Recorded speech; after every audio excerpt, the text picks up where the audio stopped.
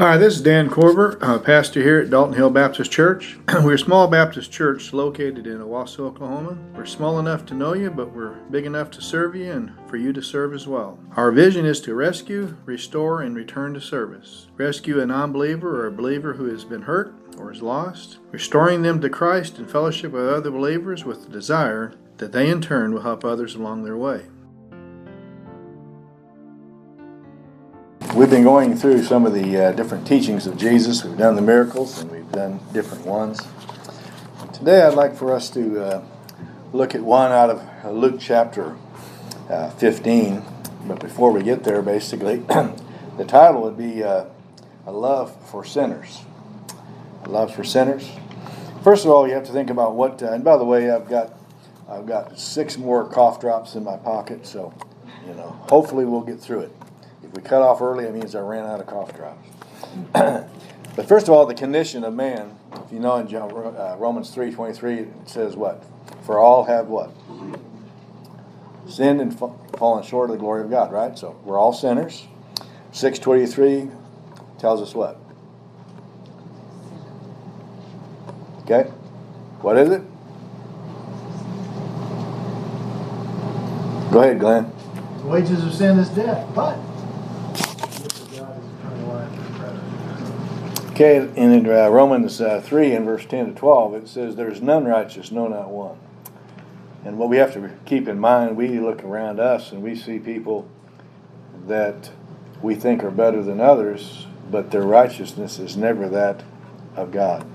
So that's why none of us are righteous in our own eyes. So, one thing to think about then is, how do I see my condition? Even a couple of weeks ago, talking with one from work, and his father-in-law is dying of cancer, and basically he's done so many good works. So in other words, he believes he's going to get to heaven how? On works. The second thing is the cure for man, obviously, and you think about sin in John 3:16, for God so what? That's whosoever what? But what? Have everlasting life. Hebrews 9 verse 22, without the shedding of blood there is what? No remission of sins. That's why Christ had to come, a perfect sacrifice. Why an animal sacrifice just covered, but the perfect sacrifice took it away.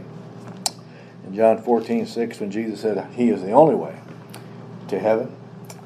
And then obviously in Ephesians 2:8 and 9, we're saved by grace and not by works. Otherwise we would boast. But it's also important to remember in Romans 10 and verse 14, it says that how can they hear without what? Without somebody telling them. How do we expect somebody to know if we don't tell them? So that's the condition and the cure. So let's look at some of the challenges that you have. Look over in Luke, like I said, chapter 15. And Jesus is going to talk to us a little bit. And now, in verse 1, now all the tax gatherers and sinners were coming near him to listen to him. And both Pharisees and scribes began grumbling, saying, "This man receives sinners and eats with them." What do they think Jesus should do? Obviously stay away from him. So notice what Jesus is now going to say. He's going to give 3 different illustrations. Notice, he said to them, talking about to the Pharisees and scribes, "What man among you, if he has 100 sheep, lost one of them, does not leave the 99 in the open pasture, and go after the one which is lost until he finds it? When he has found it, he lays it on his shoulders, rejoicing." Think about it then. Who are the lost sheep in the story? Okay, the 99 would be obviously the scribes and Pharisees who think they're righteous and don't need salvation. They're in the fold, they believe. But then the sinner, the Pharisees, are the tax gatherers and sinners. So why aren't they rejoicing that Jesus turned to save a sinner, one of the lost sheep? And I think it's important. How hard do you and I search for a lost soul? Any of you ever lost keys this last week? Okay, there you go. What about your phone? And what did you say? Oh well, no big deal. Let's get another one, right? And how many of you go looking everywhere? You have people call the phone, and you hit your button, and you do all kinds of stuff. It's amazing how we're more concerned about finding the phone than we are about somebody who's lost and on their way. Notice the second one that you have, the lost coin. And you notice in the you have this in the. And notice he tells them to rejoice. But notice in verse 8 then, or what woman, if she has 10 silver coins, the silver coin in this particular coin would be worth 1 day's wage, roughly, and loses one coin, does not light a lamp and sweep the house and search carefully until she finds it. And when she has found it, she calls together her friends and neighbors and says, rejoice with me, for I have lost the coin which I had lost. In the same way I tell you, there is a joy in heaven in the presence of angels over one sinner who repents. What should the Pharisees be doing? Rejoicing. What should you and I be doing over the person coming to know Christ? But it's amazing how we look for a coin. Any of you ever lost a check somebody gave you? And how hard do you look for that check? But how hard do we look for somebody who's lost? And you notice that obviously the last one that you have what we often call the prodigal son. Probably a bad description because both of them are prodigal, but let's look at it. A certain man had 2 sons. The younger one of them said to his father, verse 12, Father, give me the share of the estate that falls to me. And he divided his wealth between them. Not many days later, the young son gathered everything together and went off to journey in a distant country. There he squandered his estate with loose living. Now, when he had spent everything, a severe famine occurred in the country. He began to be in need, and he went and attached himself to one of the citizens in that country, and he sent him to feed fields to feed the swine. Now, if you're of Jewish background, what would be the worst thing you could do? Feed pigs. Feed the pigs. And how hungry is he? Notice, what did he start eating? Verse 16, he longed to fill his stomach with the pods that the swine were eating, and no one was giving him anything. Pretty destitute. When he came to his senses, he said, how many of my father's hired men have more than enough bread? For I am dying here with hunger. I'll give up and go to my father, who will say to him, Father, I have sinned against heaven and in your sight. I'm no longer worthy to be called your son, and make me one of your hired hands. He got up and came to his father. But while he was still a long distance off, his father saw him and felt compassion. Which, by the way, does that mean the father was looking for him? Think about it. He was looking for him, and he saw him coming. Had compassion. He embraced him and kissed him. Notice 21. The son said to the father, I have sinned against heaven and in your sight. I'm no longer worthy to be called your son. But the father said to his slaves, which, by the way, it's just like a sinner, which you have here, the tax gatherers and sinners, they recognize that their sin and they acknowledge it. And Christ pays for it. And notice what he says. The father quickly bring out the best robe and put it on him, put a ring in his hand, sandals on his feet. What kind of condition is he in? He didn't have anything to wear on his feet. Father said, quickly bring out the best robe. And notice in 23, and bring the fatted calf, kill it, let us eat and be merry. For the son of mine was dead, and he has come to life again. He was lost and has been found. And they began being merry. Notice the second son, which would be one of the Pharisees' picture. The older son was in the field, and when he came and approached the house, he heard music and dancing. And he summoned one of the servants and began inquiring what did these things might be. And he said to him, your brother has come, and your father has killed the fatted calf, because he has received him back safe and sound. And he, talking about the older brother, became angry and was not willing to go in. And his father came out to him and entreated him. For he said to his father, look, for many years I have been serving you, and I have never neglected a command of yours, and you have never given me a kid that I might be merry with my friends. Notice when this son of yours, notice he doesn't say when this brother of mine, the son of yours comes, you devoured your wealth with harlots, you killed the fatted calf for him. He said to him, my child, you have always been with me, and all that is mine is yours. But we have to be merry and rejoice, for this brother of yours was dead and has begun to live, and is lost and has been found. What should the older son have done? Okay, so you stop and think about that just for a second. Was the older son out of fellowship with the father? Yes. Are the Pharisees out of fellowship with the Father? Notice their righteousness. My good works makes it worthy to fellowship.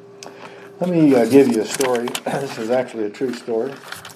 And it's been sitting on my desk for quite a while. This is written, Bill wrote this, and he actually made a book out of it. You might find it interesting. He wrote this, and that book is actually, I wrote a book on it. But this would have been written in 2013, published in 2016. Now, quite 3 years ago, our family adopted a pet, a dog we named Oscar. At the time, our youngest daughter was a senior in high school and expressed a desire to have a kitten. We've always had at least one cat or dog in our house since she was born. We never had a kitten during her lifetime. I agreed that she and my wife could go and adopt a pet and get a kitten. Adoption event. About an hour later, they called to say they'd found a dog. That ever happened? I wondered if I would approve their choice. Oscar had been in the shelter his entire life of 19 months. He was born with a severely bent right foot, leg, a club foot, if you will. He was very easily frightened by anything and everything. Those two factors, no one caused him or caused to be overlooked. Nobody wanted to adopt him, especially in the presence of so many cute puppies and kittens. If there ever was an underdog, pun intended, it was Oscar. Oscar fit into our house quickly. Our other dog and our lone cat accepted him nicely. He even began to run to the fence to greet us when we came home from work or running errands. Yet he was still easily frightened. Less than 3 months after we adopted Oscar, he wandered off from home. We still don't know how he got out of the fence. When he arrived home that evening, he was nowhere to be found. We called and called to him and frantically began to search the neighborhood with no sightings and no luck. My daughter made flyers with we offered a reward, and I tacked them on telephone poles all over our side of town. Our entire routine changed. Early in the mornings and evenings, we'd walk or I'd ride a bike through the neighborhood calling his name. We searched everywhere. Since it was summertime, we worried he'd become dehydrated. For nearly 2 months, we searched, still no Oscar. Finally, there was a sighting. A young military wife, about 2 miles from our house, got a picture of Oscar on her phone. Oscar had wandered into their backyard and then left. For the next 10 days or so, we went to that young couple's house and tried to find Oscar in the woods. Calling his name was still no luck. We prayed, we agonized, and searched. Did I mention we changed many routines to get Oscar back home? Finally, 2 months to the day that he walked away, we got a phone call. The young military couple had caught Oscar in their yard. We gladly offered the reward money and took Oscar home. He had lost 40 pounds of body weight and smelled like he'd been dumpster diving, but we were happy to get him home. 2 lessons I learned from this 2-month ordeal. I was more concerned about Oscar's welfare than I was the eternal welfare of people. I had gone out of my way daily to call for him. I adjusted my schedule to make sure I had time to attempt to find him. The truth of the prodigal son parable became far more meaningful. I longed for the return of a wandering dog I had only adopted 3 months earlier at minimal cost.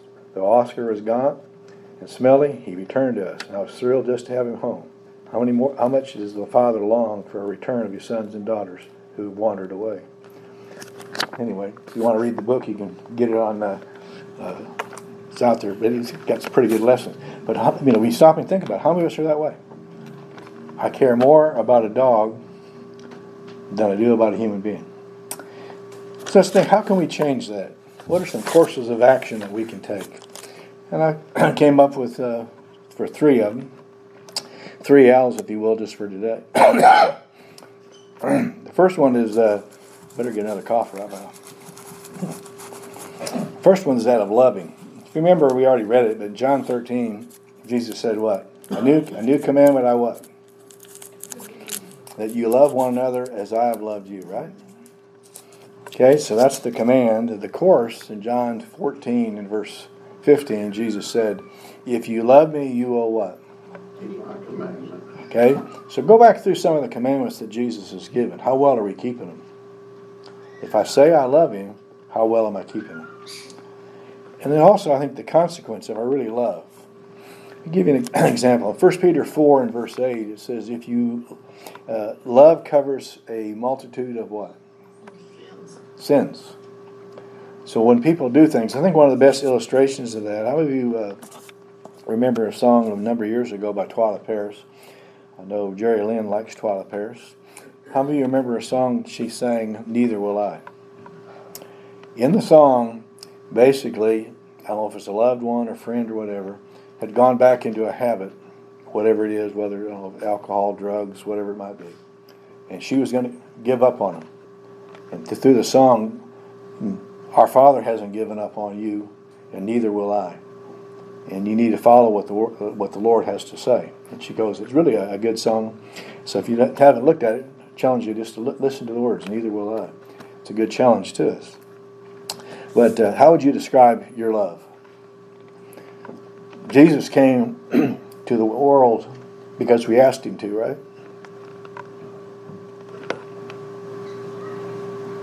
You stop and think about it. He came because He saw a need. And why did Paul keep going back to people after they beat him? Because he had love. So the first one, the course of action, is that of loving. I'm commanded to, but I do it because I love the Lord and I'm going to then follow His example. The second one is looking. When I think of looking in 1 John chapter 3, remember it said, if no greater love is anyone than someone who lays down his life for a friend. Obviously, John saw Jesus lay down His life for him. But then it goes on to the next verse, if you see a brother in need, because most of us will never be asked to lay down our life for someone. Most of us. But if you see a brother in need, and you turn from not meeting that need, it says what? How can the love of God abide in you? So we care so much about animals and everything else, and we'll do anything for them. But do we really care that much about people and the eternal destiny?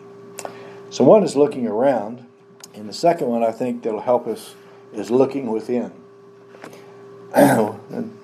Just before Paul's death in 1 Timothy 1 and verse 15, Paul saw himself, even though it was 30 years plus after his conversion, he said, I am chief among what?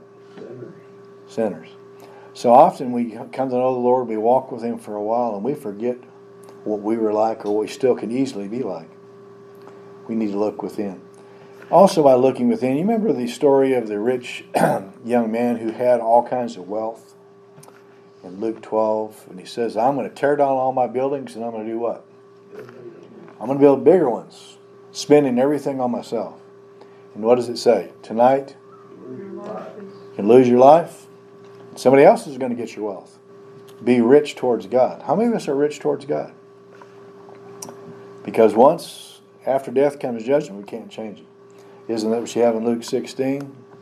The rich man and Lazarus. The rich man wanted to be sent back to tell his brothers, right? They have the prophets. So you only have one chance. So one is that of looking around and what are my eyes fixed on? So we want to have love, then what looking around and my eyes are. But then the last one to think about just for our time is that of lighting.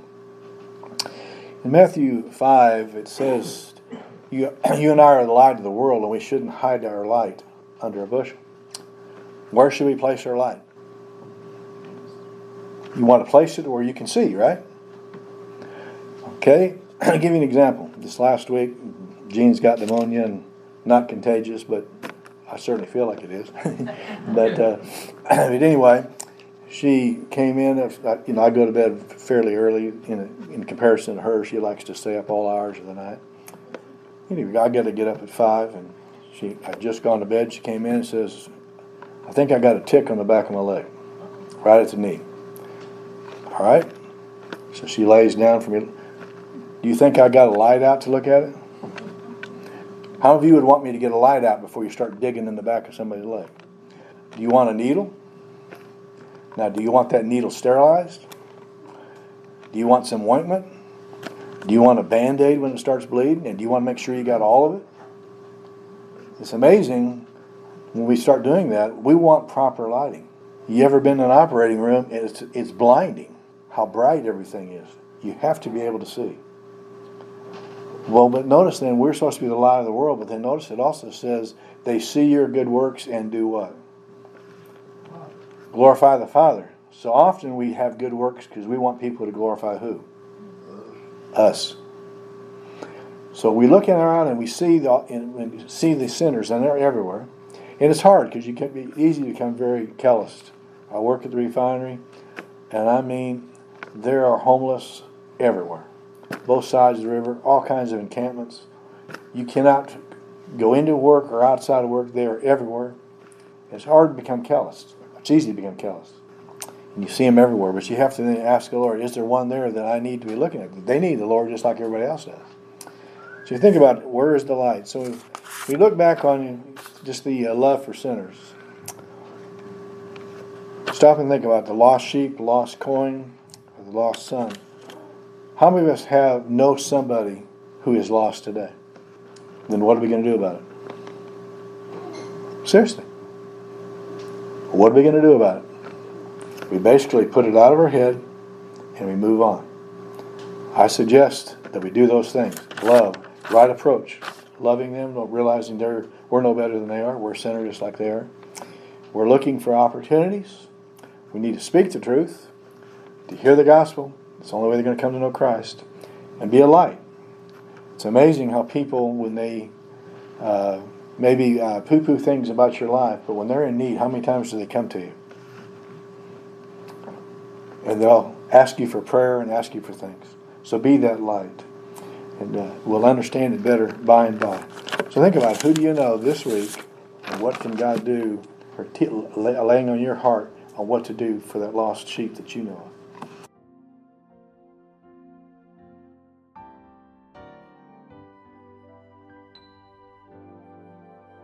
We'd love for you to come and visit with us and fellowship with us. We're located at 8263 North Owasso Expressway, which is on the east side of Highway 169 North, between 76th and 86th Street North. We have coffee and fellowship from 8:30 to 9 Sundays, followed by Sunday school for all ages from 9 to 9:45, and our Sunday morning worship service is from 10 to 11. We likewise have a Wednesday night service for all ages from 7 to 8.